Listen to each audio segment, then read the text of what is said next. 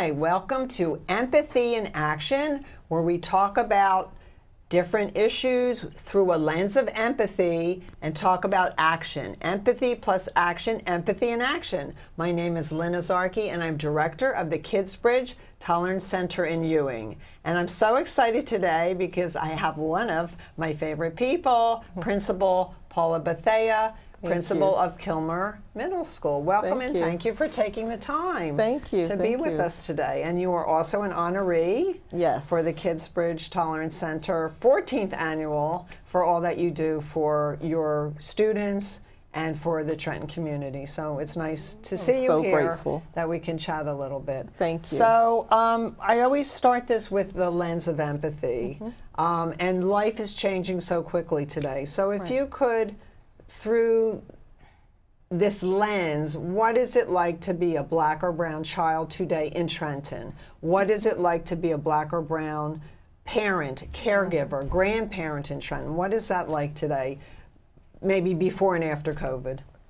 I want to say that prior to COVID, I think the world, we all were just moving.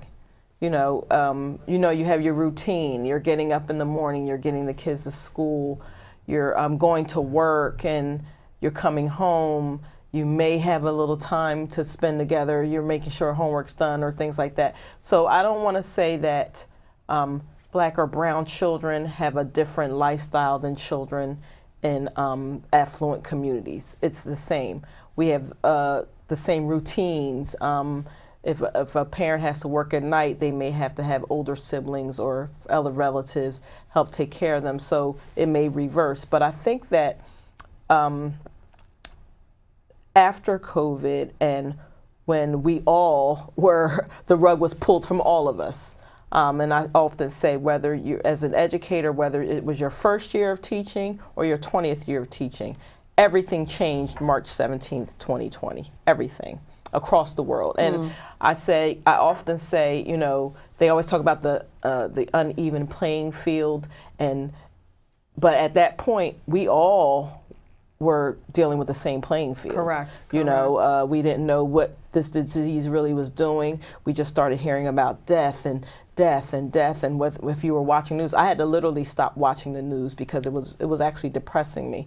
And on top of that, life still happened, families were losing relatives, children were losing time in school, teachers. The job of a teacher and educator is human contact, and all of a sudden you can no longer have human contact. So that empathy for not only for our children, but for ourselves as a nation, as a world, actually started to have us be more reflective. So I think it took some time for us to really understand what children were dealing with, what adults were dealing with, because it was stressful for all of us. And we had to make it up as we went along. Exactly. So there is a silver lining. I think we talked about that briefly, and we'll go to that in a minute. But I know Trenton youth, some of them have higher ACE scores, adverse childhood experiences, and trauma, and maybe a parent is in jail and such. So I just wondered if you would, I know you dive down into the family, and you're trying to help your kids, particularly the middle school youth. And we could talk about the Kidsbridge program later. But how do you help, and maybe how can other people help these kids who need a little bit more support? So what I can honestly say is that our school is truly a community school that cares. Can you tell people who are listening what is a community school? Some people don't know. We're not labeled a community school because they also have a community school, actually Rivera School in Trenton. But when it comes to connecting with our families, giving them the needs, because of course education is, the 8 to 2:30 time frame that you're in the building, but a lot of it is before and after the building. So we did things, in collaboration with the district. Every Wednesday, food was available to families. My wonderful school counselors would definitely help families night or day. We also have teachers, if they were something that they may have noticed, or a child that wasn't logging on or sleepy, calling in on those families. calling in work. parents, a lot of work. A lot of attention. A lot of attention took to that. And I think that, prior to COVID, you would drop your child off and you just said, okay, now they're safe or you're okay. You're looking into their homes and they're looking into the teachers' homes at the same time. Right. So there's that, before it was just a one-way street, there's that two-way of communication that I think actually improved, because parents, especially those who were home with the children, Yes. a lot of them said, we really, really appreciate what you all do, because not only are we seeing how our child is interacting in the classroom, but other children, and some children who may not have had, a watchful eye, or, like I said, some children are being raised by grandparents or older parents. I know my parents don't know much about the computer, so some kids would really kind of get away with some things, Right. That they don't know, because your grandparent Right. doesn't know too Right. much about the Right. computer Right. and how it works. Right. So it was very helpful that we had such a dedicated staff that really not only looked at what the education piece was, but of course the social and emotional piece. Right. So And social and that's- emotional learning. So one of the things that we did do, not only did we provide social and emotional support for our students, but we also did PD with our staff for social and emotional support as adults. Professional And development. we actually partnered with TC&J. Yes. And we did a PD all day on Wonderful. social and emotional learning in the Wonderful. classroom and helping children as we go through the pandemic. And the foundation of that would be, of course, empathy. So it's Exactly. wonderful you did that. Exactly. So how can I not talk about the Kids Bridge program? We partnered Yes. over maybe a decade Yes. on social emotional skills for your elementary school. Exactly. And one of the programs we're proudest of is Mr. Darren Freedom Green. Yes. Who, with different classes, it's been 6th, 7th, and 8th, who would come to the school. Right. So with COVID, pivot, Right. pivot. And so I was there many times that he would Zoom in Exactly. with Erin, And our Condash and our 8th and the grade other class, teacher's name. Sharello. Right. So he would do that and just connecting, Right. listening to the kids. Maybe there'd be a parent who was, engaged. Another aside is that during COVID, parents, you said this, appreciating educators because it's so hard to teach. Exactly. I learned that in Kids Bridge very early on. Yes. I was not a teacher. I come from, marketing and the museum world. Right. And I found teaching to be exhausting. Yes, exactly. It's so, because not only do you have to teach, but in a way you have to entertain. Right, And that's a exactly. lot of work to keep the kids engaged. So God bless, Mr. Green going in every week and talking to your Kilmer Right. middle schoolers. And then we have the fall coming up, so we'll have to figure out what we're doing Right. to get to connect to those kids, but safely. So we'll figure that out. And the positive thing is, because of what happened and because our modes of communication are now more open, before we just thought it only had to be an in-person thing. Now we know we can Zoom in, we can, if Darren can't make it, if a child can't make it, we could still have the Zoom ready for children and everyone to sign in on and still have that connection. Of course, the person-to-person is always much better, but he's been with us so many years, he's a part of the family as well. So and he's well known in the community. Yes, So it's never well-respected. It's never a issue. He makes adjustments when we need to make adjustments. If he needs to make an adjustment because of his time frame or you do, Yes. there's never an issue. We communicate and we just make it happen. No, he is the best, and he really, I love the way he calls kids my babies, Right, like right. the babies, because aren't we all sort of Right, babies right. growing up, and we need each other, and he really has such a profound commitment and sense of community. I know he does a lot of other things, but Kidsbridge is really very lucky to have him. Exactly. So, backing up and being a little bit more broad, what I so admire you, Thank your you. tenacity, your commitment. Thank you. Sadly, some of your kids, you're so committed to them. You have attended some of your own students' funerals. Yes. Which I would like the audience to know, like this is serious Yes. education. When you wrap around a child and try to help them, you may be saving a life. Exactly. So, what inspires you as a school principal to not give up and to work so hard and to help these kids? How do you get up in the morning and give it your all every day? Because some days are not always. easy. No, not always. Yeah. I think a big part of my inspiration definitely comes from our school family. As you know, you and I have personally shared that I've had some health issues, but there isn't a day, an email, a text. One teacher's been sending me a card every week. Aww. And I know that doesn't just grow just simultaneously. So if you're like that with me, and I'm that way with you when something tragic or sad happens with you, as far as our school family embracing one another, it's obvious it's going to transcend into what we do for our children. And yes, sadly, we have lost some children through not just violence, but also a horrific accident. And for the past, I think 5-6 years, we've lost a student or staff member almost every year. Recently, we actually lost a former student to a shooting. And the numbers of staff members and students that still came to embrace the family really shows how truly Trenton as a community can really stand up for our families. We don't always want to be reactive, of course. We want to be proactive. So programs such as Kids Bridge and other community organizations that we work with to discuss, making good decisions, and if you're at somewhere at a particular time and kind of get a feel for that place just isn't safe, get home. But that child in particular in July, he was going home. He was on his way home. So it's hard to say, what exactly is the key and the answer.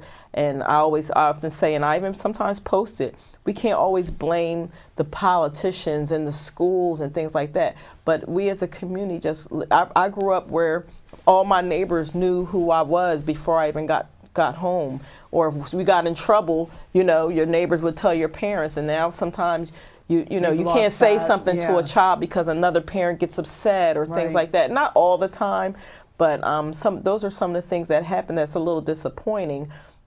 But you've built community around your school. Exactly. In your school and around our school. So there isn't a student who's gone on to college. I have a big group that's my own daughter started college. Yesterday was her first class.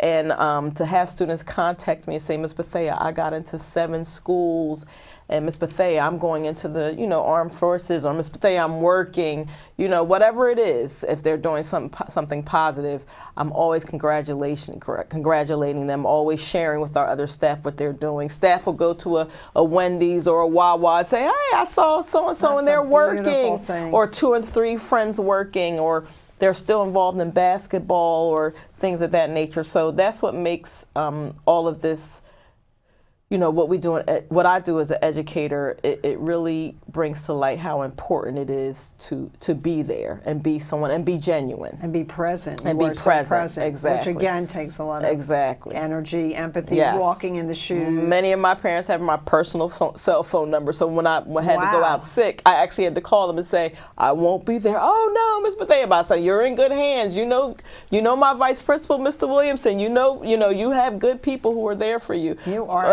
extraordinary, and I hope an inspiration to other people. Thank you. So we talked about community. As you know, I was born in Trenton, grew up in Trenton, and had that same sense of community. Like if we were doing something wrong, the neighbor across the street. So, we had to watch and look out for others, and it was just, for me, I'm older now, a great place to grow up. So community, how can, for people listening, how can they be community to you? How can they help your school, your students, or more kids in Trenton? Because this is... So what I tell people often, don't come in with the sense of woe is me or woe is the children. They are very good readers of your energy and your belief systems. If you go in thinking that, they're just these poor children, brown and black children from Trenton who, have no hope, that's not true. One of our shining stars is right now, I think, finishing her senior year in Princeton. Wow. Like I said, another young man who got into college, got into 7, 6 of them are top universities in the country. Wonderful. Single mom who's just trying to make it and calls me all the time. Miss Bethea, how are you handling your daughter going to college? I said, how are you handling your son going to college? So I think for the negative stories, and someone just said that again on social media, there are so many great positive stories of people who are just beating the odds in Trenton. We mentioned, Mr. Green, Darren is one of them. A friend of mine, Terrence Stokes, we talk about Bruce Boyd, we talk about Lakeisha Sutton, we talk about Althing Mew, who just earned 2 gold medals in the Olympics. If that didn't bring a sense of pride and belief in our children and belief in the human spirit, I don't know what does, because it felt like we all won the gold. I'm very proud to share that. I had Athing's sister in Hedgepath Williams in 3rd grade, Aout Mu. So I'm going to do a shout out for Aout. And so she has just graduated from college. Awesome. And I've stayed in touch with particular kids that, we did a lot of bullying prevention. So my heart went for the kids, who are bullied. So I sort of wrapped around a few kids that I've tracked. And so I didn't know she'd have a super sister. Exactly. But the family is very proud. They're from Sudan, South Sudan. So, and I've heard Athing on TV. I'd like to meet her someday. But yeah. And she in the last interview I saw, she gave Trenton. On the news. Was because I was waiting when they were, when she was going to run or when they were going to interview her. I said, sometimes they'll say Central Jersey. I said, no, they said Trenton, New Jersey. So, and they got her country wrong once, but so proud, so proud. And Greg Grant, who played for the NBA. There's so many great people in Trenton who are returning to Trenton and being such great role models for our students. One of my staff members, Sean Smith, he and his brother have an awesome basketball program, and they're not only do they follow the kids through high school, they're making sure they personally dropping kids off at college, because I just learned not only is it getting in college, but the money it takes to get in college, but the money even just to take to buy the things that you need to put in your dorm room. All of that costs. So this is a way people listening can help. Let's do care. I know the Smith Foundation. They do an annual college. Kind of a giveaway for kids who are going away. And also they like to do college readiness. And by the way, we just got a very generous grant from the Smith Foundation. Nice. And I love Harold, so shout out to him. And their great-grandmother Pearl was actually a staff member at Kilmer. So really, she was. She was a paraprofessional. Yes, she was paraprofessional. Cool. So the connections, when they say 7 degrees, sometimes I'm like, it's 1 degree, it's half a degree. I'm just at the hospital and met a gentleman who knew a good friend of mine who worked for the districts and also went to Kilmer. He went to Kilmer, the technician at the hospital. So it's like, when they say Trenton makes the world takes, that is absolutely true. That's right. Absolutely true. That's right. All right. Are there specifically ways that the community can help your students more? We love mentoring.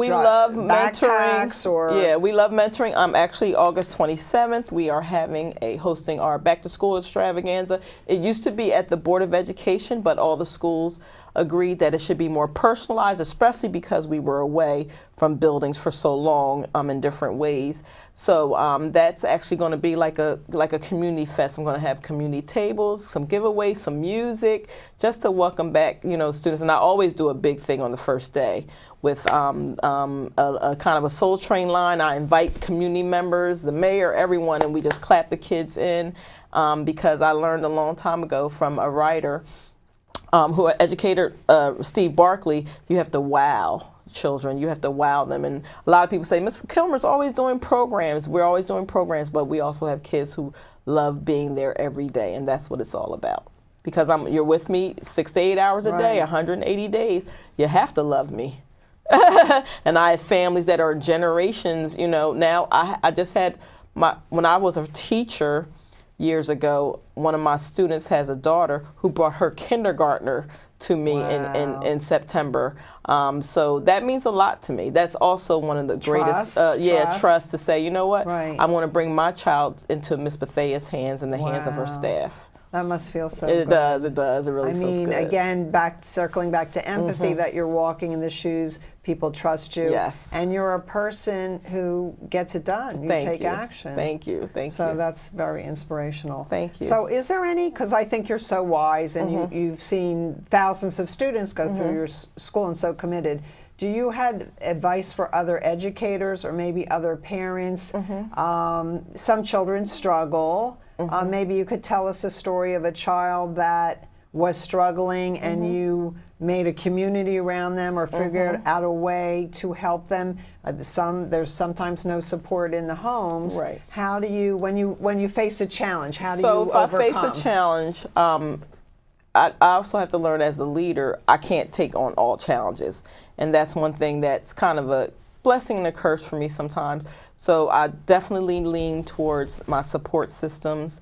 If there's a child in need of certain things, I call who I know this person, or a parent may reach out to me, Ms. Bethea, I know you know someone who can help me. I mean, whether it's housing, we have a parent liaison, Eris Tunstall, who will, help families.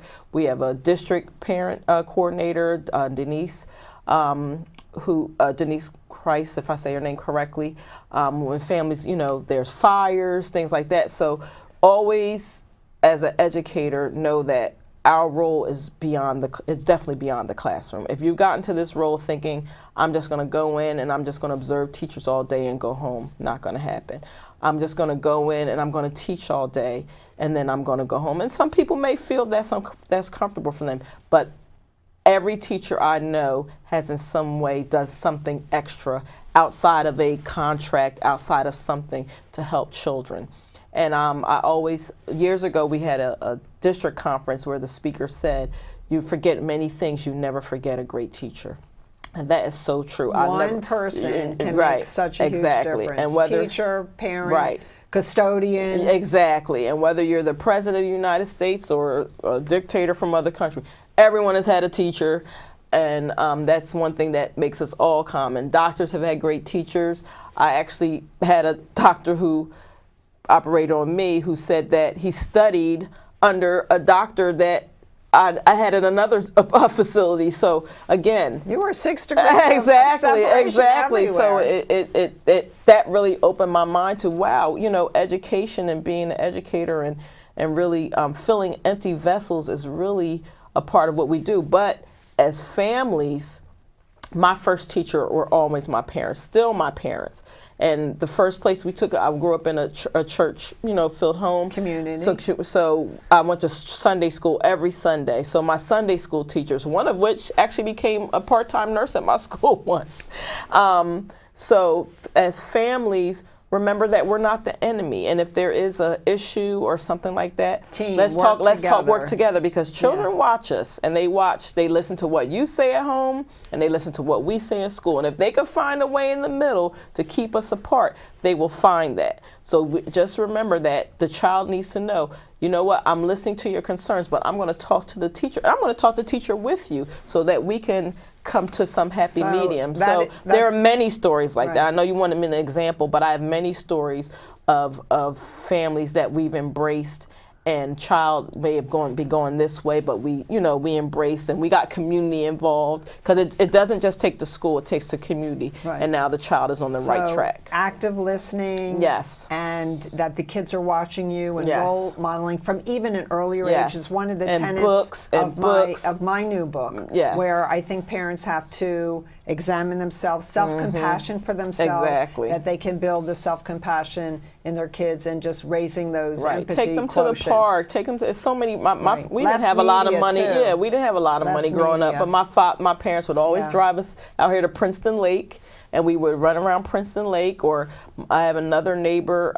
She would take me to plays because my mom didn't really know. I had another neighbor, my best friend's mother, who got me involved in a lot of community groups. Gail Cropper. She was she was a principal in Trenton. But we're running out of time. I want to spend a couple minutes on the world has changed, becoming more sensitive to race, bias. So how, since George Floyd and Breonna Taylor, and Kidsbridge, of course, we've been doing diversity appreciation for 15 years, but now we can call it what it is, Right. anti-bias, anti-racism. Right. And we've started doing programs with preschoolers. Okay, great. It's Why never too can't early. we all be friends? How can you reflect briefly on what the last 2 years have meant to you as an African-American Black woman? It was very difficult.